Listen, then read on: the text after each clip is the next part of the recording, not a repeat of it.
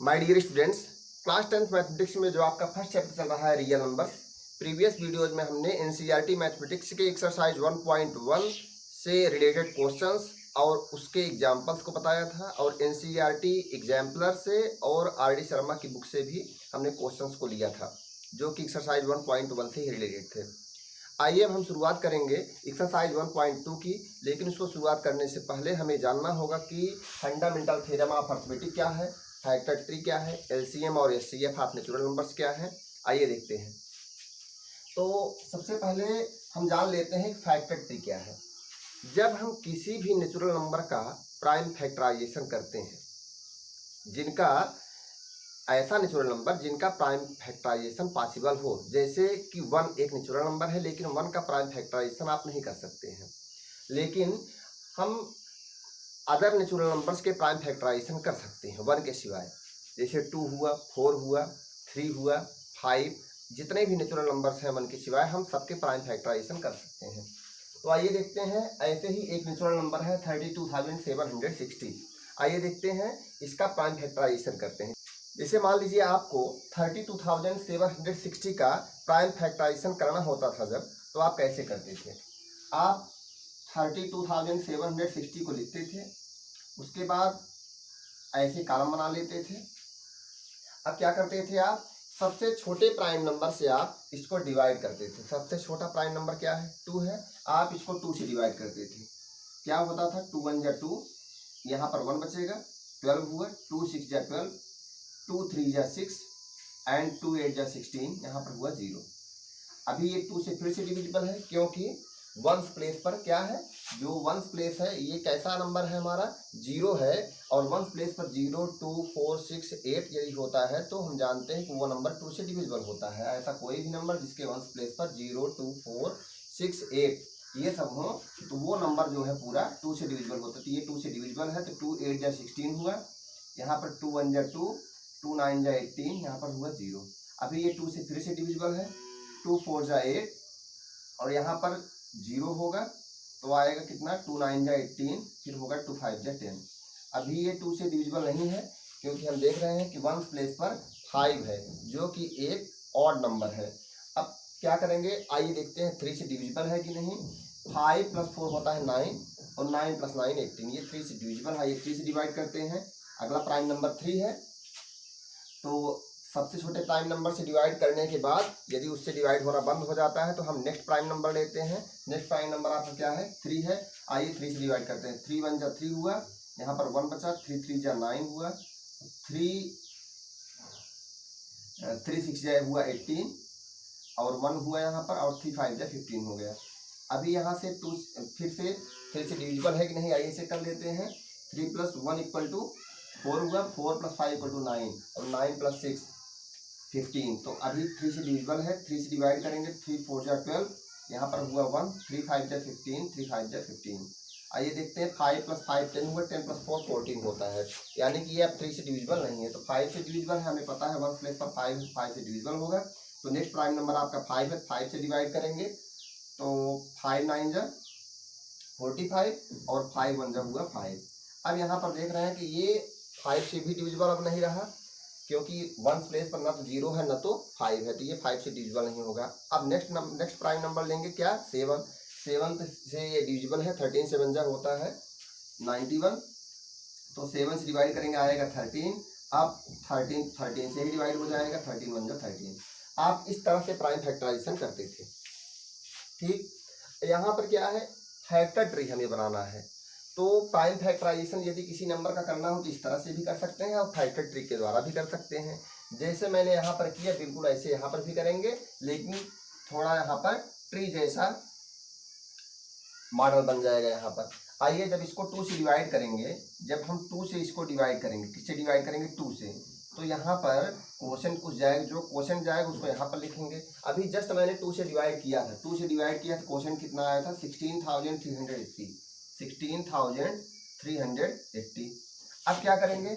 अभी ये 2 से फिर से डिविजिबल है, तो फिर से इसको 2 से डिवाइड करेंगे। जब इसको 2 से डिवाइड करेंगे तो फिर से यहाँ पर क्वोशंट क्या आएगा? क्वोशंट यहाँ पर आएगा 8,190, 8,190। फिर से अभी हम इसको 2 से डिवाइड कर सकते हैं क्योंकि यहाँ हमारे प्लेस पर 0 है। अब यहाँ पर 2 से इसको डिवाइड करेंगे तो यहाँ पर क्या आएगा, 2 से डिवाइड करेंगे तो यहाँ पर आएगा 4095। 4095।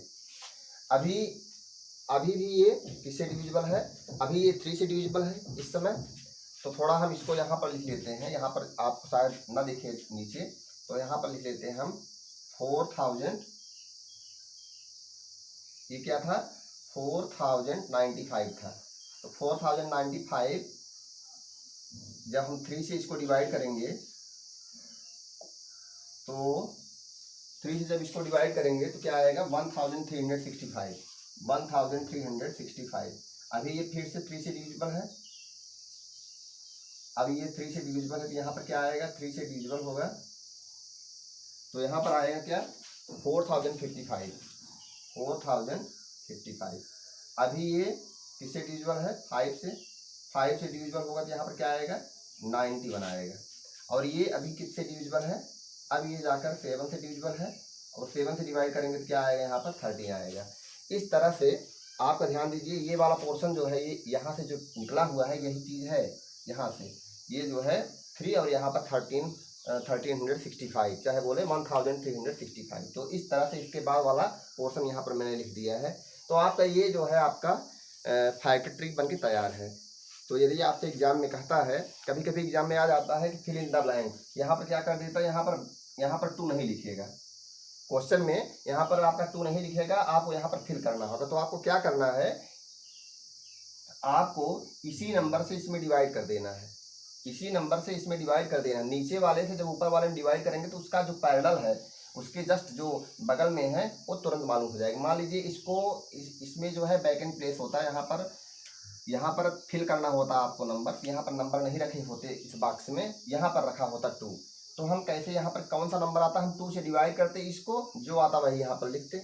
कभी कभी ऊपर वाला छोड़ देता है, नीचे वाले 2 नंबर दिए गए होते हैं, तो नीचे वाले का जब प्रोडक्ट करेंगे तो ऊपर वाला आ जाएगा अपने आप। यानी कि यहाँ पर देख लीजिए, जहाँ से 2 टुकड़े बने हुए हैं, जहाँ से 2 टुकड़े टूटे हुए हैं, यही 2 टुकड़ों में टूट गया है, यहाँ पर 2 फैक्टर्स के रूप में आ गया है, इसी का फैक्टराइजेशन हो गया। और इसका जब फैक्टराइजेशन किया मैंने 2 × 16,380 आ गया। तो इस तरह से यदि इन दोनों का प्रोडक्ट करेंगे अपने आप ही ये नंबर आ जाएगा। अभी आप इससे डिवाइड करेंगे, इसमें क्या आ जाएगा, यहाँ पर 2 आ जाएगा।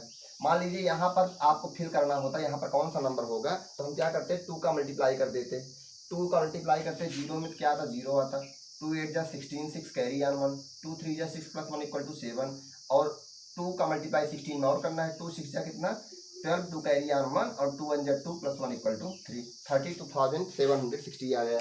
तो इस तरह से यही नंबर तो था यहाँ पर। इसी तरह से कभी कभी यहाँ पर लास्ट का नंबर, यानी कोई सा भी नंबर यदि इरेज कर देता है वो यहाँ पर क्वेश्चन पेपर में, मान लीजिए कोई नंबर यहाँ पर इरेज किया गया है अथवा कहा गया है कि उसको वहाँ पर नंबर्स को भरें, यहाँ पर नंबर्स नहीं दिए गए हो बॉक्स में और उसको फिल करना हो, तो आप कैसे करेंगे। यदि आपको नीचे वाला नंबर फिल करना है तो नीचे वाले नंबर, जिस नंबर को फिल करना है उसके बगल में जो नंबर है उसी से ऊपर वाले नंबर में डिवाइड कर दीजिए, तो जो आएगा वही यहाँ पर आंसर हो जाएगा। तो शायद आपको इतना समझ में आया होगा। तो आइए इस पर एक एग्जांपल ले लेते हैं जिससे कि आपको फैक्टर ट्री क्वेश्चन समझ में आ जाए। आइए देखते हैं।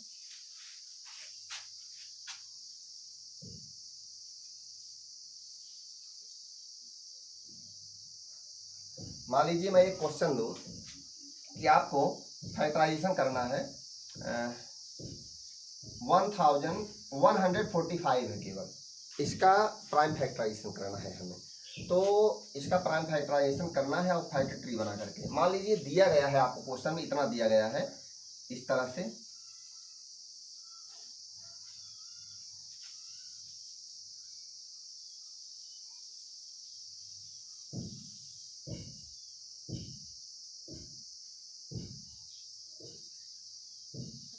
इस तरह से दिया गया है आपको। अब यहाँ पर आपको कहा जा रहा है कि ये फैक्टर ट्री है, ये फैक्टर ट्री है। इसको, इसमें जो है जो बॉक्स जो है, जिस बॉक्स में कोई भी नंबर नहीं लिखा गया है, यानी कि जो बॉक्स खाली है उसमें आपको नंबर फिल करना है, कौन सा नंबर होगा। ये आपका फैक्टर ट्री बना के तैयार किया गया है, ठीक है। तो आप क्या करेंगे, इसी 29 से हम इसमें डिवाइड कर देंगे। अब जब 29 से हम इसमें डिवाइड करेंगे तो क्या आएगा, 29 से जब डिवाइड करेंगे 145 में, तो हमें पता है कि 29 जो है करीब करीब 30 करीब है, तो 30 से डिवाइड करें तो 3 का मल्टीप्लाई करेंगे तो 3 5 जा लगभग 15 होता है, 14 लगभग 15 के करीब है, तो 3 5 जा 15, 5 से मल्टीप्लाई करेंगे, 5 9 जा 45, 5 9 जा 45, कैरी ऑन 4 एंड 5 2 जा 10 + 4 = 14। तो यहाँ पर हम क्या देख रहे हैं, क्या आ रहा है हमारा, ये 5% जा रहा है, तो यही नंबर यहाँ पर फिल होगा। हो सकता है ये बॉक्स में 29 ना दिया होता, 5 दिया होता, तब क्या करते, 5 से डिवाइड करते इसमें, तब 29 क्वेश्चन आता, 29 को फिल कर देते। मान लीजिए ये दोनों नंबर दिए गए हैं, ऊपर वाला नहीं दिया गया है, तो ऊपर वाला मालूम करने के लिए दोनों का प्रोडक्ट कर देते हैं। शायद आपको इतना समझ में आया होगा, तो शायद आपको फैक्टर ट्री समझ में आ गया होगा। प्राइम फैक्टराइजेशन हमने यहाँ पर किया हुआ है। अब यहाँ पर आप देखिए फंडामेंटल थ्योरम ऑफ अरिथमेटिक क्या होता है। आइए अब जानते हैं कि फंडामेंटल थ्योरम ऑफ अरिथमेटिक क्या है। किसी भी कंपोजिट नंबर को उस कंपोजिट नंबर के प्राइम फैक्टर्स के प्रोडक्ट के रूप में हम रिप्रेजेंट कर सकते हैं। किसी भी कंपोजिट नंबर को हम, जैसे यहाँ पर देखिए 32,760 था, ये कंपोजिट नंबर था। इस कंपोजिट नंबर्स को हमने देखिए प्राइम नंबर्स के प्रोडक्ट के रूप में, यदि इन सबका प्रोडक्ट कर दे तो इतना आएगा कि नहीं आएगा। आप ध्यान दीजिए 32,760 का भी मैंने प्राइम फैक्टराइजेशन किया, तो प्राइम फैक्टराइजेशन में इसकी फैक्टर कौन कौन आए, एक तो आया 2, 3 टाइम 2 हो गया, 3 × 3 × 5 × 7 × 13। यहाँ पर देखिए 2 2 2, यहाँ पर 3 टाइम्स 2 हो गया, उसके बाद 3 3, यहाँ पर 2 टाइम्स 3 हो गया, 5 7 13, 5 7 13। यहाँ पर इसके प्राइम फैक्टराइजेशन में यही फैक्टर्स आ गए। इसको यदि हम पावर के रूप में लिखना चाहें तो 2 की पावर यहाँ पर क्या है, 3 है, 2 पावर 3 × 3 स्क्वायर × 5 × 7 × 13। यहाँ पर हमने प्राइम नंबर्स के असेंडिंग ऑर्डर में लिखा है, प्राइम नंबर्स के असेंडिंग ऑर्डर में हमने लिखा हुआ है। तो इस तरह से किसी भी कंपोजिट नंबर का प्राइम फैक्टराइजेशन हम कर सकते हैं। तो कोई भी कंपोजिट नंबर हो जो उसका प्राइम फैक्टराइजेशन होता है वो यूनिक होता है। फंडामेंटल थ्योरम ऑफ अरिथमेटिक कहता है कि किसी भी कंपोजिट नंबर को हम उसके प्राइम फैक्टर्स के प्रोडक्ट के रूप में लिख सकते हैं। यहाँ पर यही फंडामेंटल थ्योरम ऑफ अरिथमेटिक है।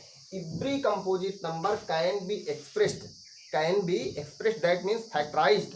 यहाँ पर एक्सप्रेस्ड से मतलब है फैक्टराइजेशन से।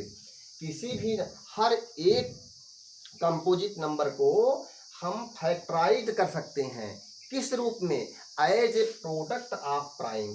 किसी भी कंपोजिट नंबर को, हर एक कंपोजिट नंबर को, चाहे जैसा कंपोजिट नंबर रहा हो, यहाँ पर एक कंपोजिट नंबर मैंने यहाँ पर ये भी लिया है, किसी भी कंपोजिट नंबर को, हर एक कंपोजिट नंबर को हम प्राइम फैक्टर्स के प्रोडक्ट के रूप में एक्सप्रेस कर सकते हैं अथवा फैक्टराइज कर सकते हैं।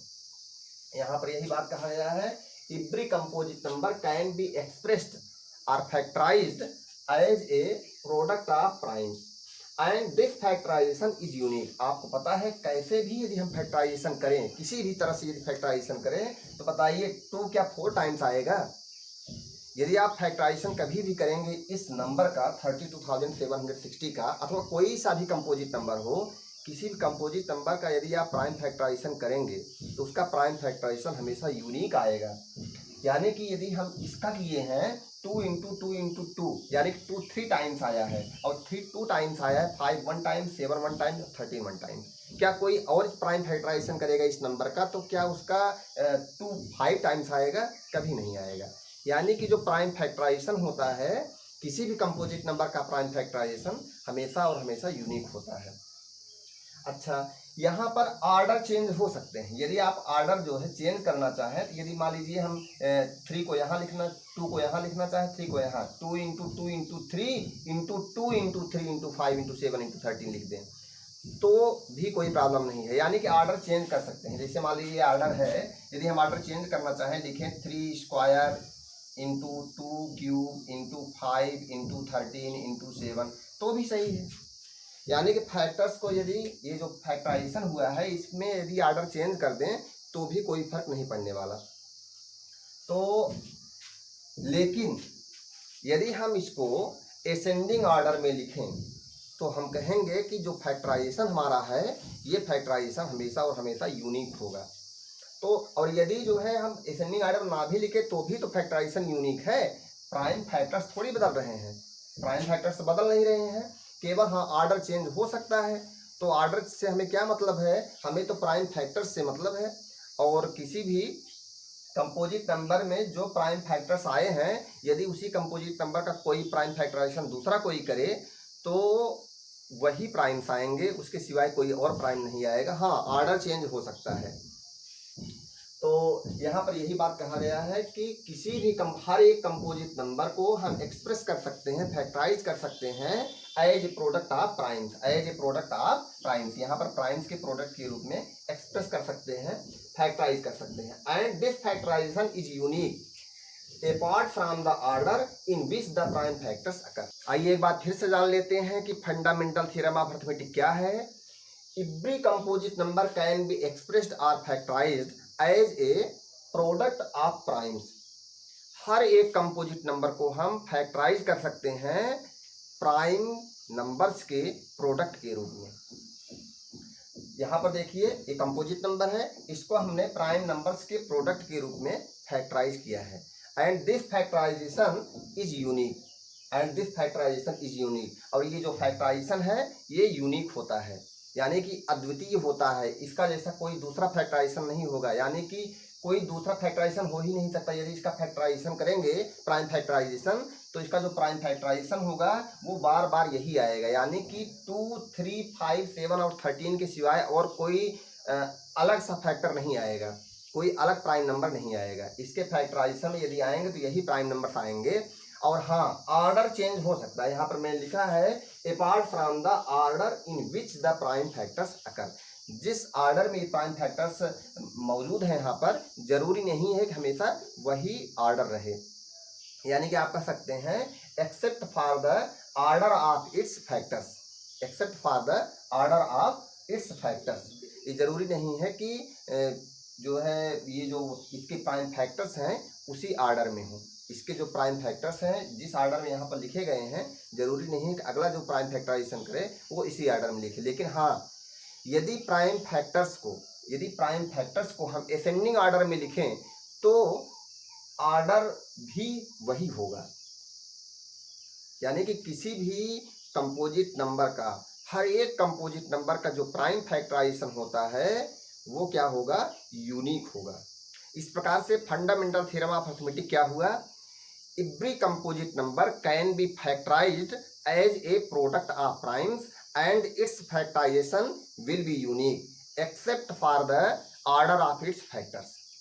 हम ये कह सकते हैं कि फंडामेंटल थ्योरम ऑफ अरिथमेटिक केवल यही इतना है कि हर एक कंपोजिट नंबर को हम फैक्टराइज कर सकते हैं किस रूप में, प्रोडक्ट ऑफ प्राइम्स के फॉर्म में, प्रोडक्ट ऑफ प्राइम्स के रूप में। हर एक कंपोजिट नंबर को हम प्रोडक्ट ऑफ प्राइम्स के रूप में फैक्टराइज कर सकते हैं। बस केवल यही इतना है फंडामेंटल थ्योरम ऑफ अरिथमेटिक।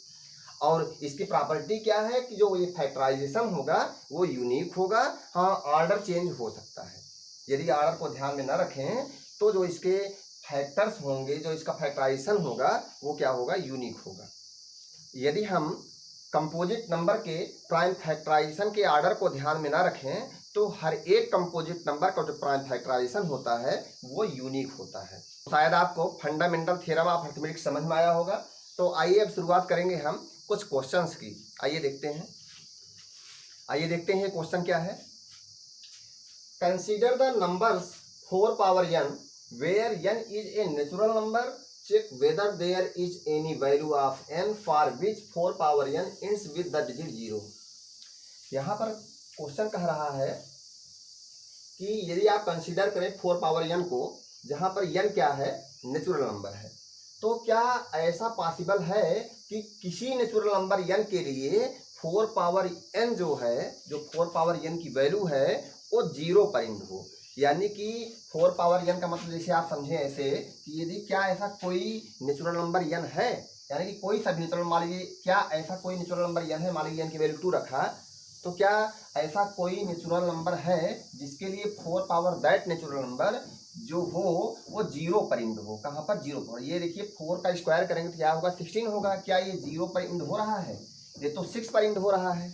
तो यही पूछ रहा है क्वेश्चन कि क्या 4 पावर n कभी 0 पर इंड हो सकता है? क्या किसी एक वैल्यू n के लिए कोई सा भी एक वैल्यू एक ही आ जाए, कोई एक ही वैल्यू आ जाए n की, कि जिसके लिए 4 पावर n 0 पर इंड हो? क्या ऐसा पॉसिबल है? यदि ऐसा हो तो चेक करके बताइए।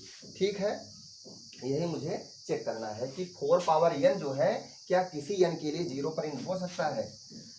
तो आपको एक बात पता है कि कोई भी नंबर यदि 0 पर इंड हो रहा है, इसका मतलब वह नंबर 10 से डिविजिबल है। इतनी तो बात आपको पता होगी। कोई भी नंबर हो, यदि वो 0 पर इंड हो रहा है, यानी कि वंस प्लेस पर यदि 0 है, इसका मतलब वह नंबर 10 से डिविजिबल है। और कोई सा भी नंबर यदि 10 से डिविजिबल है, कोई सा भी number, any number, if any number is divisible by 10, it means that number will be also divisible by 2 and divisible by 5।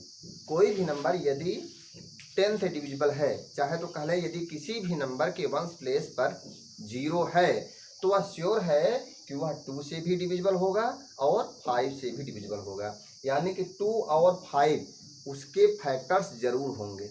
ये तो कंफर्म बात है। ऐसा कोई भी नंबर जिसके इंड पर, जिसके वंस प्लेस पर 0 होता है, वो नंबर 2 से भी डिविजिबल होता है और 5 से भी डिविजिबल होता है। आइए जरा बात करते हैं 4 पावर n की।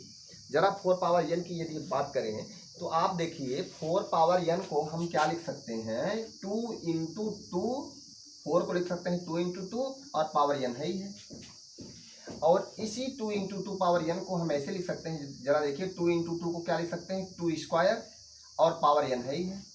हमें पता है एक formula, a power m whole power n क्या होता है? a power m into n हो जाता है। तो यहाँ पर इसी फार्मूले से क्या हो जाएगा? 2 पावर कितना हो जाएगा? 2n हो जाएगा। यानी कि ये 2 का मल्टीप्लाई 2 में कितने टाइम्स है? 2n times. इसका मतलब तो यह हुआ 2 का मल्टीप्लाई 2 में कितनी बार है? 2n times. एक दो बार नहीं है। n की वैल्यू यानी इवन टाइम्स है, इवन टाइम्स। 2 की पावर 2 में कितनी बार है? इवन टाइम्स है। हो सकता है 0 टाइम्स हो सकता है 2 टाइम्स हो। तो इस तरह से तो यहाँ पर ये इतना हुआ। तो एक बात तो क्लियर है, फंडामेंटल थ्योरम ऑफ अर्थमेटिक्स से एक बात क्लियर है कि इसके प्राइम फैक्टराइजेशन में ये जो नंबर है, ये 4 पावर n, ये क्या है? ये वास्तव में ये नंबर क्या है? ये है। और ये नंबर क्या है? ये है। और ये वास्तव में क्या था? 4 पावर n था। वास्तव ये 4 पावर n ही है ये। तो जब 4 पावर n को हम थोड़ा सिंप्लीफाई करेंगे, इस तरह से 2 की पावर के रूप में लिखेंगे तो यही आएगा। और ये क्या है? कुछ और नहीं बल्कि ये है। आज जरा देखिए इसका प्राइम फैक्टराइजेशन, 4 पावर n का प्राइम फैक्टराइजेशन यही तो होगा, 2 इंटू 2 इंटू 2, यानी कि 4 पावर n के प्राइम फैक्टराइजेशन में केवल फैक्टर क्या आ रहा है? 2 आ रहा है। आपका इसमें कहीं 5 नजर नहीं आ रहा है। आपको पता है कि यदि 4 पावर n 0 पर इंड होता तो इसका प्राइम फैक्टर केवल 2 ही नहीं होता, 5 भी होता।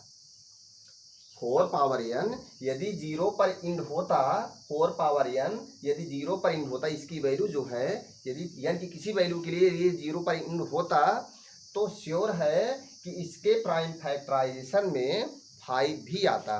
तो हम यहाँ पर इस बात को आइए लिखते हैं। आइए एक बार इस क्वेश्चन को फिर से पढ़ लेते हैं। Consider the numbers 4 power n where n is a natural number. Check whether there is any value of n for which 4 power n ends with the digit 0. हम लिखेंगे यहाँ पर if the number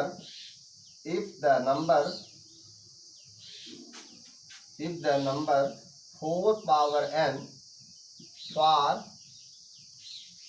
any natural number n, for any natural number n were to end with the digit 0,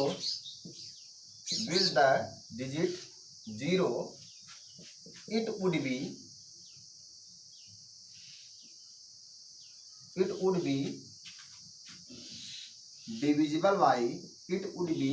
divisible by 5। हमें पता है यदि 4 power n किसी natural number n के लिए 0 पर इंड होता, it would be divisible by 5, तो ये 5 से डिविजिबल भी होता। सही बात है। यदि कोई सा भी नंबर हो, यदि वो 0 पर इंड होता है तो श्योर है कि वो 5 से डिविजिबल होगा। यहाँ पर ध्यान दीजिए, यदि 4 पावर n को हम 2 पावर 2n ना लिखे होते, यदि हम इसको ऐसा ना लिख सकते, पता लगता कि यदि कोई नंबर इस तरह का होता 5 पावर n के टाइप का, तब हम यहाँ पर इसको 5 पावर, यदि कोई भी नंबर 5 पावर n के टाइप का होता, तब हम यहाँ पर क्या कहते, if the number 5 power n for any natural number n were to be end with the digit 0, it would be divisible by 2 लिखते हैं यहाँ पर, क्योंकि यहाँ पर 5 तो प्रेजेंट है, हमें 2 चाहिए, क्योंकि ये 0 पर इंड होगा अगर तो 2 से भी तो डिविजिबल होगा, तो यहाँ पर हम 2 लेते, यानी कि जो नहीं है उसके प्राइम फैक्टर्स में हमें उसकी ज़रूरत है। क्योंकि किसी भी नंबर में यदि कोई भी नंबर 0 पर इंड हो रहा है तो श्योर है कि वह 2 से भी डिविजिबल होगा और 5 से भी डिविजिबल होगा। तो जो यहाँ पर नहीं है हम उसी का तो जिक्र करेंगे। तो यहाँ पर इसीलिए हमने 5 का जिक्र किया है, क्योंकि यहाँ 4 पावर n के प्राइम फैक्टराइजेशन में 2 मौजूद है, तो हम 5 का जिक्र करेंगे कि 5 यहाँ पर एब्सेंट है। That is the prime factorisation, that is the prime factorisation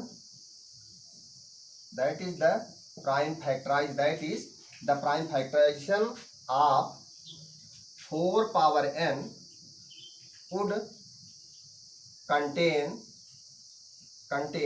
5, but it is not possible, but it is, यहाँ पर इसका मतलब क्या हुआ, 4 पावर n जो है 4 पावर n की प्राइम फैक्टराइजेशन में 5 रहेगा, लेकिन ऐसा पॉसिबल नहीं है। But it is not possible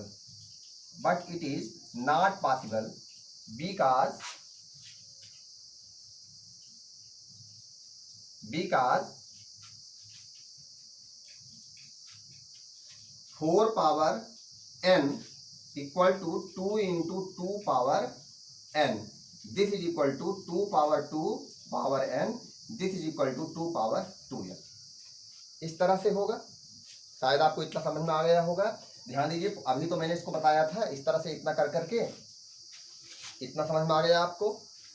अब लिखेंगे सो only prime in the prime factorization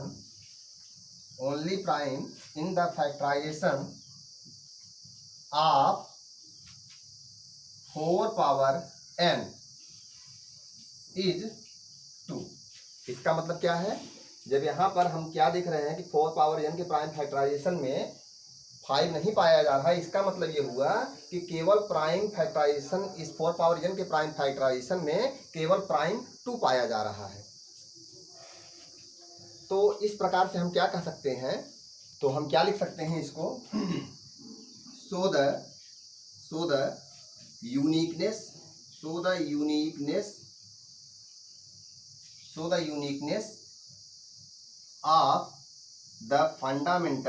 uniqueness of the fundamental theorem of arithmetic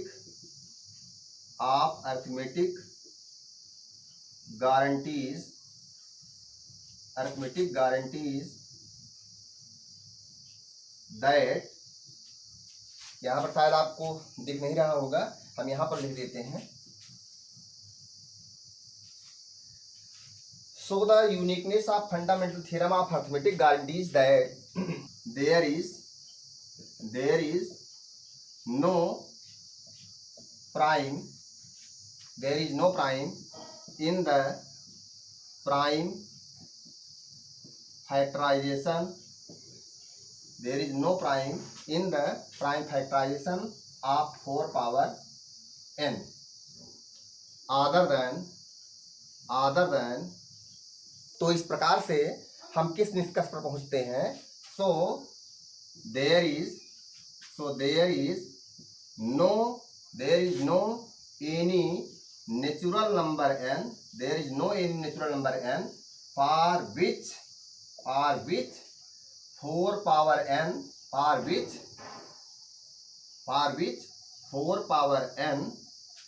यहाँ पर क्या है? For which 4 power n ends with the digit 0. 4 power n ends with the digit 0. शायद आपको ये question समझ में आया होगा। इस तरह से आप क्वेश्चन को सॉल्व करेंगे। हम आपको नेक्स्ट वीडियो में बताएंगे एलसीएम और एचसीएफ निकालना। किसी भी कंपोजिट नंबर का एलसीएम और एचसीएफ निकालना हो तो भी बताएंगे। मान लीजिए वो प्राइम नंबर है तो भी, यानी किसी भी नेचुरल नंबर का एचसीएफ निकालना हो, किन्हीं 2 नेचुरल नंबर का अथवा किन्हीं 2 या 2 से अधिक नेचुरल नंबर का, यदि मान लीजिए आपको एलसीएम अथवा एचसीएफ निकालना हो तो उसको हम बताएंगे नेक्स्ट वीडियो में। तब तक आप इस तरह के क्वेश्चन जो आपके एक्सरसाइज में है उसको सॉल्व करते रहिए। Thank you.